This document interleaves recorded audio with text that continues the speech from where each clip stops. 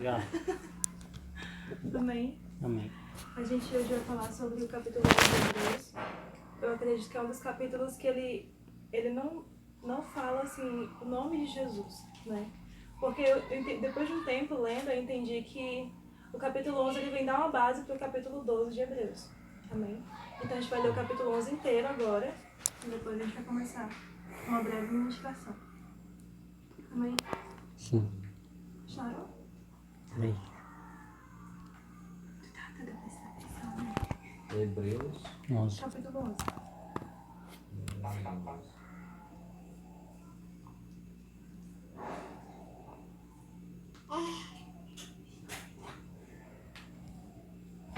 Amém. Ora, a fé é o firme fundamento das coisas que se esperam e a prova das coisas que se não veem. Porque por ela os antigos alcançaram testemunho. Pela fé entendemos que os mundos, pela palavra de Deus, foram criados, de maneira que aquilo que se não vê, que se vê, não foi feito do que é aparente. Pela fé, Abel ofereceu a Deus maior sacrifício do que Caim, pelo qual alcançou o testemunho de que era justo, dando Deus testemunho dos seus dons, e por ela, depois de ter morto, ainda fala. Pela fé, Enoque foi trasladado para não ver a morte, e não foi achado, porque Deus o trasladara, visto como, antes da sua trasladação, alcançou o testemunho de que agradara a Deus. Ora, sem fé é impossível agradar-lhe, porque é necessário que aquele que se aproxima de Deus creia que ele existe e que é galardoador daqueles que o buscam. Perdão, estou lendo pela minha Bíblia. Pela fé, Noé, divinamente avisado das coisas que ainda não se viam, temeu, e para a salvação da sua família preparou a arca, pela qual condenou o mundo, e foi feito herdeiro da justiça que é segundo a fé. Pela fé, Abraão, sendo chamado, obedeceu, indo para um lugar que havia de receber por herança, e saiu sem saber para onde ia. Pela fé, habitou na terra da promessa, como em terra alheia, morando em cabanas com Isaque e Jacó, herdeiros com ele da mesma promessa, porque esperava a cidade que tem fundamentos, da qual o artífice e construtor é Deus. Pela fé também a mesma Sara recebeu a virtude de conceber e deu à luz já fora da idade, porquanto teve por fiel aquele que lhe tinha prometido, pela qual também de um, e esse já tem amortecido, descenderam tantos em multidão como as estrelas do céu e como a areia inumerável que está na praia do mar. Todos esses morreram na fé, sem terem recebido nas promessas, mas vendo-as de longe e crendo nelas, abraçando-as, confessaram que eram estrangeiros e peregrinos na terra, porque os que isso dizem claramente mostram que buscam uma pátria. E se na verdade lembrassem daquelas de onde haviam saído, teriam oportunidade de tornar. Mas agora desejam a melhor, isto é, a celestial, pelo que também Deus não se envergonha deles, de se chamar seu Deus, porque já lhes preparou uma cidade. Pela fé ofereceu Abraão a Isaque, quando foi provado. Sim, aquele que recebera as promessas ofereceu o seu unigênito, sendo-lhe dito, em Isaque será chamada a tua descendência. Considerou que Deus era poderoso para até dos mortos o ressuscitar. E daí também, em figura, ele os recordou. Pela fé, Isaque abençoou Jacó e Esaú, no tocante às coisas futuras. Pela fé, Jacó, próximo da morte, abençoou cada um dos filhos de José e adorou encostado à porta do seu lugar, que eles, sem nós, não fossem aperfeiçoados. Amém? Amém. O capítulo 11 de Hebreus, ele sempre me deixa muito pensativo. Primeiro porque esse é um capítulo que eu acho que é um dos maiores capítulos que vai falar sobre todas as pessoas que tiveram fé, e até dar alguns exemplos de pessoas que a gente nem usa como exemplo de fé, como Sara, como Sansão, que normalmente a gente visualiza só as coisas que as pessoas fizeram, né, de errado, e que não trouxeram o que esse texto vai falar, que é o testemunho de Cristo, o testemunho a respeito das coisas que ainda iriam vir. E a primeira coisa é no sentido de que a fé, ela é a base da vida cristã. Né? O autor do texto de Hebreus, ele inicia falando que a fé é o firme fundamento das coisas que se esperam e a prova das coisas que se não veem. Ou seja, eu não estou vendo, mas eu continuo crendo. Eu ainda não estou vendo que futuramente o Jonathan vai casar, mas né, pela fé ele vai casar. Né? A fé é isso, é ter certeza elas vão acontecer em algum momento. Mesmo que eu não creia nisso agora, mesmo que todas as coisas agora sejam totalmente contrárias e adversas àquilo que eu acredito. Né? Muitas vezes nós sempre ficamos nessa coisa de, mas agora, do jeito que eu estou vendo, é impossível. É impossível, né, eu fazer isso no futuro. É impossível fazer tal viagem, é impossível fazer tal coisa, é impossível que o mundo seja salvo. Eu vejo, por exemplo, a situação que nosso país está passando e a gente fica, meu Deus, é impossível que vai melhorar. É impossível que daqui a alguns anos os meus filhos tenham a paz que eu olho para que eles tenham. Todos os filhos que eu ainda não tenho. Então, todas essas coisas, elas assustam e deixam a gente pensando sobre o que realmente é a fé. O que é realmente ter fé? É esperança ou fé?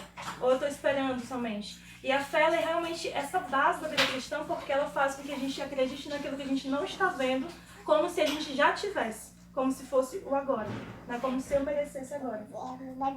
Então, o versículo 1, ele diz, a fé é o firme fundamento das coisas que se esperam e a prova das coisas que se não veem. Então, já é uma coisa consolidada, não é uma coisa que eu estou esperando. E vem no sentido de que os antigos alcançaram testemunho. A fé, ela tem que produzir esse testemunho que eu ainda não tenho, né? Muitas vezes nós queremos muito que as pessoas vejam aquilo que nós estamos fazendo agora e nós não passamos para as pessoas aquilo que Cristo passaria, né? O que Cristo passava para as pessoas. Às vezes eu leio a Bíblia e eu fico, gente, como que essas pessoas, numa época que não existia a Bíblia, que hoje nós temos a Bíblia. Hoje nós temos um Cristo que já veio. Hoje nós já temos uma igreja consolidada, uma religião, né? O cristianismo, o calvinismo, né? E tantas outras, né? Que relacionam Jesus, que falam de Jesus diariamente, que a gente liga na nossa televisão no domingo e tem 5, 6 programas para a gente se basear, para a gente ver um estudo bíblico.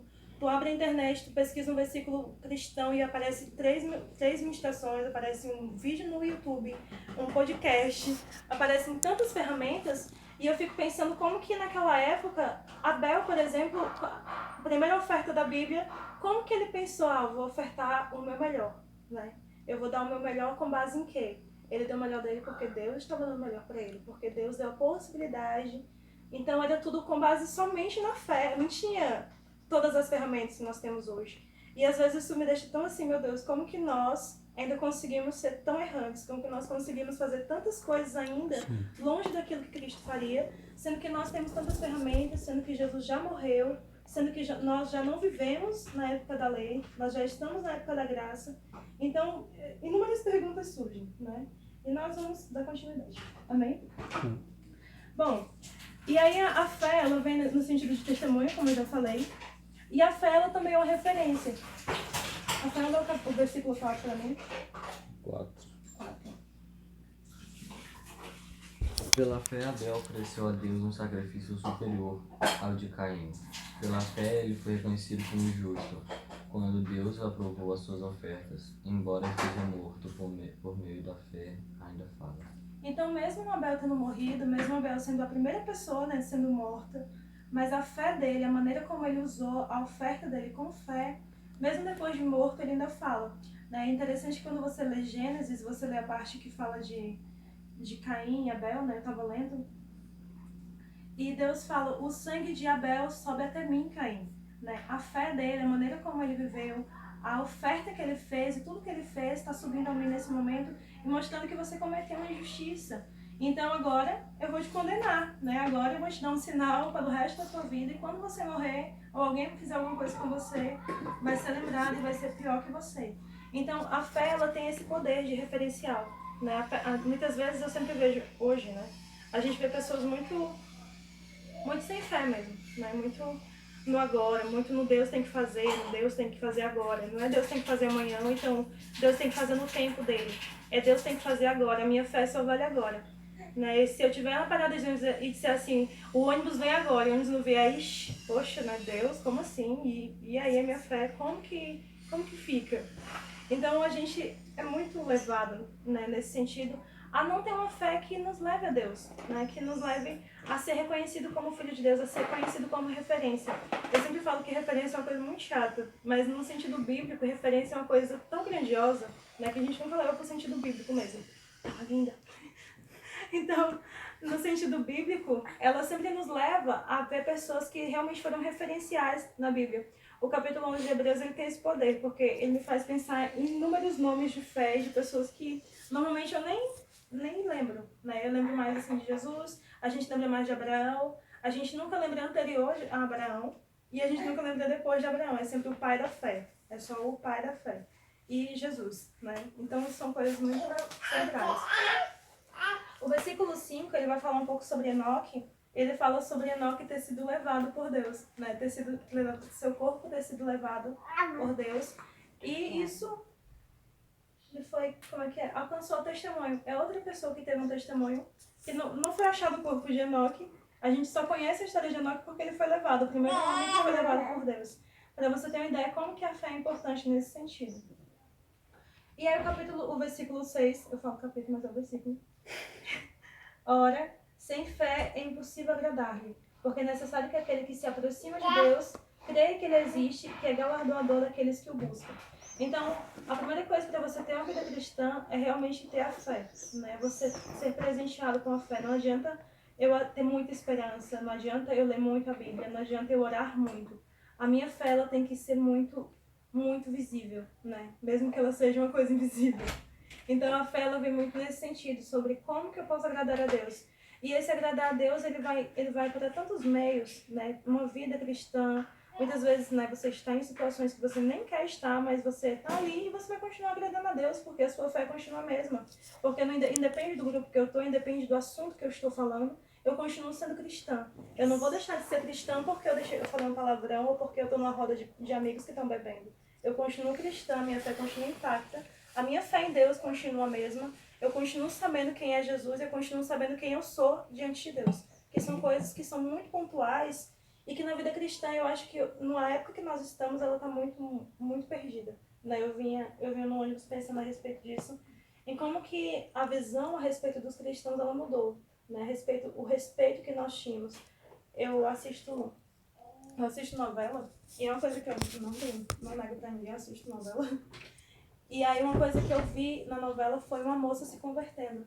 Para entender como que a fé ela se tornou meio que banal mesmo, porque dentro de uma novela houve um arrependimento, tipo, a pessoa falando Jesus vem a mim, eu fiquei, gente, isso é muito absurdo. Porque antigamente as pessoas tinham respeito pelo cristão, tinham respeito pela a nossa, não digo religião, mas a nossa vida mesmo tinha esse respeito. Sim. Sabe? Aquele ali é cristão, eu nem vou mexer com ele. Sim que eles estão dando essa referenciação, mas de uma maneira ruim, né? Por quê? Porque é como se fosse uma coisa banal, e não devia ser banal. Devia ser uma coisa tão íntima, tão intrínseca do cristão, tão parte, mas que os cristãos eles começaram a fazer tantas coisas em nome de Cristo, que nem é em nome de Cristo, que a nossa fé ela foi levada por caminhos que ela não devia estar sendo levada. Amém? Então, Jonathan leu o versículo 7. Pela fé, Noé, quando avisado a respeito de coisas que ainda não se viam, movido por santo temor, construiu uma arca para salvar sua família. Por meio da fé, ele condenou o mundo e tornou-se herdeiro da justiça, que é a segunda fé. Então, quando a gente chega na Bíblia, na parte de Noé, a gente entende que o mundo já estava tão corrompido, né, que Deus o chama. E alguns autores, alguns estudiosos, dizem que naquela época ainda não chovia.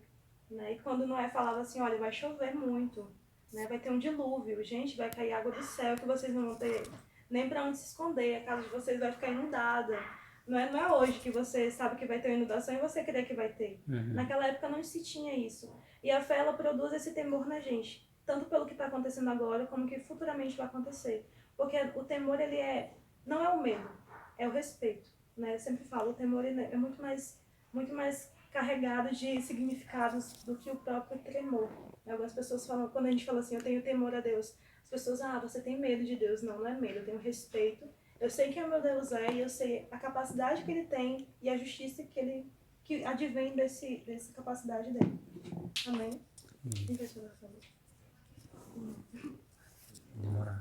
Vamos ver o verso 8, então. Pela fé Abraão,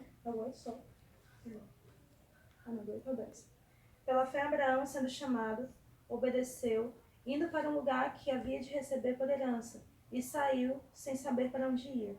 Pela fé habitou na terra da promessa, como a terra alheia, morando em cabanas com Isaac e Jacó, herdeiros com ele da mesma promessa, porque esperava a cidade que tem fundamentos, da qual o artífice e construtor é Deus.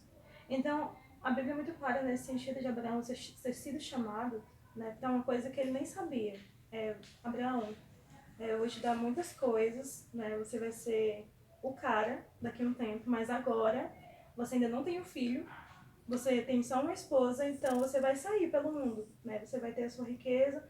E Abraão, ele sai, né, com o sobrinho dele, a esposa, depois separa de Ló, e Deus continua abençoando Abraão de maneiras, né, incríveis, né? Faz com que ele passe por guerras, passe por isso, vai no Egito, né? A Bíblia vai fazendo toda essa trajetória, mas sempre com o ar da fé de Abraão, como que esse homem tinha fé, né? Como que ele olhava as coisas, como que ele via as coisas, como ele sentia as coisas. Tanto que mais à frente, no versículo que a gente vai ler sobre ele ter sacrificado, né, e sacrificar Isaac, a gente percebe o quanto que ele tinha fé, sendo que ele acreditava que Deus poderia ressuscitar, porque ele sabia que viria dali a promessa, que viria do filho dele a promessa. Então, tudo isso faz com que ele seja considerado pai da fé, mas nos faz lembrar também que tudo tem um propósito, né? Mesmo que eu não esteja vendo agora, né, futuramente tem um propósito. Sinceramente, eu passei muito, antigamente eu tinha muito na igreja, eu tinha muito uma coisa de, no futuro a gente vai ter uma igreja enorme, né? No futuro eu vou ser rica, né? Todos nós vamos ser ricos e viver esbanjando dinheiro. E você muda esses propósitos. Você vai entendendo que fé não é isso. Fé não é eu querer coisas. É eu saber que Deus tem um propósito e que em algum momento o propósito dele vai se cumprir segundo a maneira dele. E sinceramente, particularmente, né, eu sempre falo que ninguém é insubstituível, né? O ser humano, ele não é insubstituível. Deus ama todos nós, né? Deus ama, mas também Deus é justo, né? E nós precisamos saber acreditar em nós mesmos, mas também ter a certeza de que Deus pode levantar outra pessoa, né? Você não é exclusivo. Quer dizer, você é exclusivo, no sentido, mas o propósito de Deus, ele também é exclusivo. Ele precisa ser visto como exclusivo e Deus vai levantar várias pessoas, independente de você estar disposto ou não. E aí o capítulo 11 e 12, o versículo 11 e 12, diz assim: pelo que também de um, e esse já amortecido, desceram tantos, em multidão, com... Perdão. Certo. Não é 11 não. Eu tô lendo 12. Pela fé, também a mesma Sara recebeu a virtude de conceber e deu à luz já fora da idade, porquanto teve por fiel aquele que lhe tinha prometido. Pelo que também de um, e esse já amortecido, desceram tantos, em multidão como as estrelas do céu e como a areia inumerável que está na praia do mar. E Sara, eu sempre leio sobre Sara e a gente meio que tem uma raivinha de Sara, né? Porque sempre a gente vai pro lado que Sara deu a serva dela para Abraão engravidar, que Sara falou rio dos anjos, né? Quando os anjos falaram que ela ia ter um filho, isso tudo em Gênesis, né? Naquela coisa. E a gente sempre leva para esse lado, mas a gente também a gente não olha o lado de Sara, né? A mulher estava com quase 100 anos, a vida toda, tenho certeza que naquela época tinha assim, essa cobrança de que tem que ter o filho, tem que ter filho, tem que ter filho, se não tem filho tá estéril. As outras mulheres riem e a gente Hoje ainda tem, né? Essa pressão. na igreja, principalmente, você tem que... E você vê muito isso, essa questão do ser estéril não é uma coisa boa, né? Claro que não é boa, mas você vê muito mais quando você lê um pouquinho lá em Samuel, né? Quando a outra esposa de... Como é que é o nome dele? Do esposo de Ana, o pai de Samuel, eu esqueci o nome dele agora, esqueci. Tem Ana e tem a outra, né? Que eles são casados com o mesmo homem, e a que vai ser mãe de Samuel, que é a Ana, ela é estéril. E ela ri muito dela, né? Manda, fica zombando, e aí tem todo aquele sofrimento, né? Naquele início de Samuel. Então, o ser estéril... Elcana. É assustador, né? Então, você fica nessa coisa de... Você não entende Sara, mas você também meio que tenta entender, né? A mulher passou por várias coisas, mas ela continua acreditando. Porque você imagina, eu vou ter 100 anos, eu saí da casa dos pais do meu esposo, do nada, vamos pro meio do nada. Então eu tenho que ter fé mesmo, que eu vou ter que engravidar em algum momento. Vai acontecer. E aí, logo depois, quando ela tem, né, o filho, é todo um processo. Né? A Bíblia é toda bem certinha nesse sentido. E vamos ler o versículo 13, 14 e 15, aqui para mim.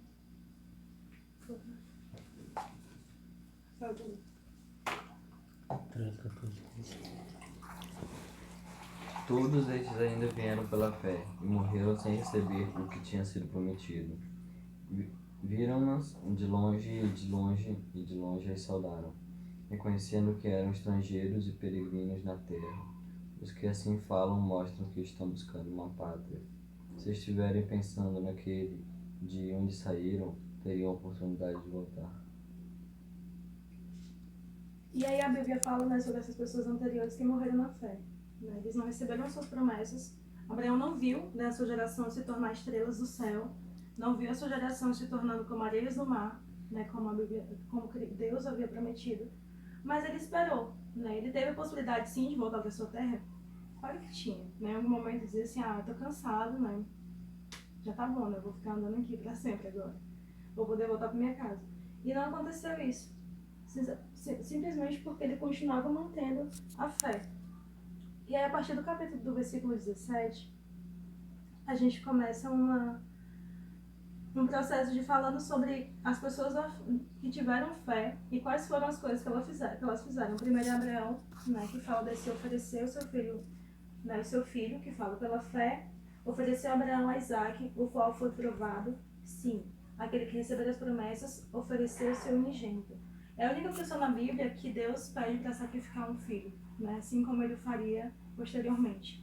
As pessoas falam na Bíblia, eu acredito que ela é muito clara nesse sentido, já de uma alusão, né, a questão do filho único, do primogênito, sendo sacrificado. Saúde. E no 18 a gente vê o que eu falei um pouco antes, que é sendo-lhe dito, em Isaac será chamada a tua descendência. Considerou que Deus era poderoso para até dos mortos o ressuscitar. Então a gente não vê Abraão hesitando, né? Abraão pegando Isaac, agora eu vou fugir, vou sair correndo com Isaac, que Deus não vai me ver. Ou então Deus não vai fazer isso. Ou então, Deus, lamento, o Senhor passou esse tempo todo para me dar esse menino, e agora eu vou aqui matar ele, né? Vou sacrificar ele. Então, todas essas coisas demonstram o quanto que Abraão era seguro naquilo que ele estava fazendo, né? De, vou sacrificar aqui, mas é porque eu sei que mais à frente, né, Deus vai me devolver, ou então Deus vai fazer alguma coisa, ou então Deus vai realmente ressuscitar. Então, a gente precisa muito, acho que nos dias atuais, ter essa noção de que nós precisamos manter, né, a fé sendo bem seguro, né? Eu continuo tendo fé que Jesus vai voltar, mesmo que as pessoas estejam dizendo que ele deve ter voltado antes, mesmo que elas dizendo que ele não vai voltar mais, que... Então, todas essas coisas, elas têm que ser muito bem disseminadas. Amém? Amém. E aí, o 20, né, pela fé, Isaac abençoou Jacó e Esaú no tocante às coisas futuras. Sempre nessa parte, né, dos patriarcas, eles sempre fazem alusão às coisas que eram promessas para Abraão, mas que eles deram continuidade. Isaac dá continuidade, Jacó, mas em seguida também vai fazer isso, né? Pela fé, Jacó, próximo da morte, abençoou cada um dos filhos de José e adorou encostado à porta do seu bordão. Então, todos eles já fazem uma alusão à saída do Egito, né? José também vai fazer isso no versículo 22, que ele fala, pela fé, próximo da morte, fez menção da saída dos filhos de Israel e deu ordem acerca dos seus ossos. Então, mesmo que José talvez nem tenha conhecido, né, o seu avô, nem conheceu do Abraão, ele sabia a promessa. A promessa é outra coisa que a gente tem que ter noção, é que a Bíblia ela tem que continuar sendo disseminada, a Bíblia, não aquilo que nós pensamos. Eu vejo hoje muita gente falando coisas que não estão na Bíblia como se fossem bíblicas. E esquecendo coisas da Bíblia que são referenciais, como os 10 mandamentos, como... Mesmo falando coisas que não tem na Bíblia, né? Acreditando nas coisas que não tem na Bíblia. A Bíblia ela não está sendo... Às vezes eu vejo pessoas falando assim, mas se Deus não fizer isso... E nem no canto da Bíblia Jesus fala assim, se Deus não fizer isso. Se o meu pai não fizer isso, gente, eu lamento. Deus não fez isso aqui, vou ter que parar aqui essa parte e vou embora, voltar pro céu. Em momento algum a gente vê isso. E a gente vê cristão falando assim, se Deus não fizer isso, eu não vou continuar o culto. Ou então, se Deus não fizer tal coisa, eu não vou fazer tal coisa. A Bíblia não diz certas coisas. E eu fico pensando que naquela época não tinha Bíblia, não tinha papel, não tinha escrita. Ninguém escreveu para eles, né? Ninguém escreveu, tanto que vai escrever lá em Moisés. Até essa fase era tudo passado de boca em boca, né? Olha, tem uma promessa aqui, meu filho, vamos manter, né? Você conte pro seu filho, o seu filho conte pro outro filho. daqui 400 anos, vamos passar 400 anos sendo escravos, mas a gente vai sair daqui uma hora, né? Uma hora Deus vai castigar todos eles. E no versículo 23, vamos falar um pouco sobre Moisés, né? Pela fé, Moisés, já nascido, foi escondido 3 meses por seus pais, porque viram que era um menino formoso e não temeram o mandamento do rei. Deixa eu achar aqui.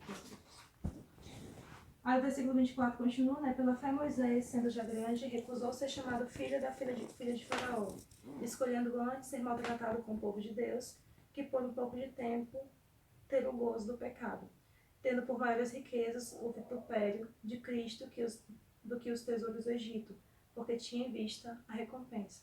Então, toda essa visão, né, tudo isso, nos leva a crer que mesmo nessas questões, né, logo em seguida vai continuar falando ainda de Moisés, né, a pessoa que libertou todo mundo do Egito, a pessoa que teve esse cuidado de relembrar a Páscoa, né, fazer a Páscoa, fazer a questão do sangue dos primogênitos, né, para os primogênitos não serem mortos, a passagem no Mar Vermelho.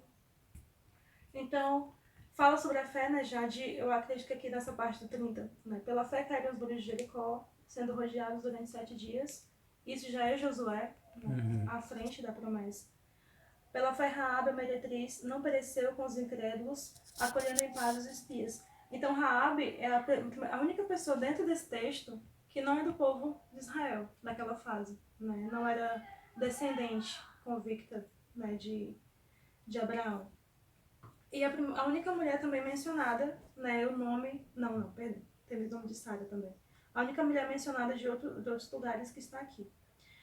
E aí o versículo de 32, ele é muito claro quando a gente também fala, né? Que é: que mais direi? Faltar-me-ia tempo contando de Gideão, e de Baraque, e de Sansão, e de Jefté, e de Davi, e de Samuel e dos profetas, os quais pela fé venceram reinos, praticaram a justiça, alcançaram as promessas, fecharam as bocas dos leões, apagaram a força do fogo, escaparam do fio da espada e da fraqueza tiraram forças. E na batalha se esforçaram e puseram em fugida os exércitos estranhos. Então, quando a gente fala de Gideão, a gente lembra muito, né, dos soldados. A gente fala de Sansão, a gente nunca lembra da fé que Sansão teve no final da vida dele.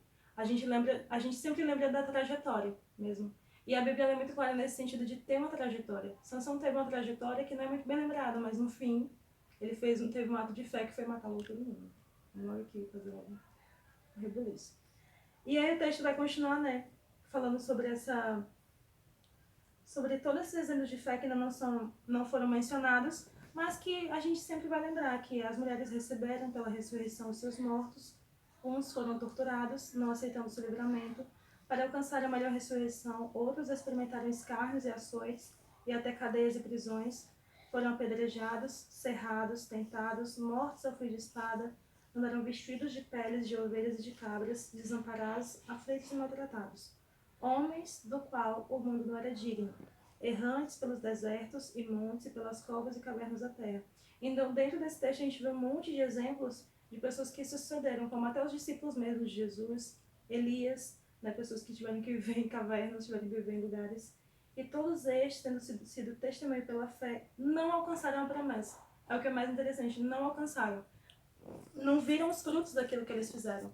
Né? Eles foram lembrados, né? A Bíblia sempre tem algumas pessoas que alguns textos falam assim: vai ser lembrado para sempre, né? Essa história aqui vai ser lembrada para sempre. E muitas vezes nem é porque a pessoa alcançou a promessa que Deus havia prometido. É simplesmente porque a pessoa teve fé que aquilo aconteceria, é simplesmente porque ela teve um testemunho ao longo da vida dela.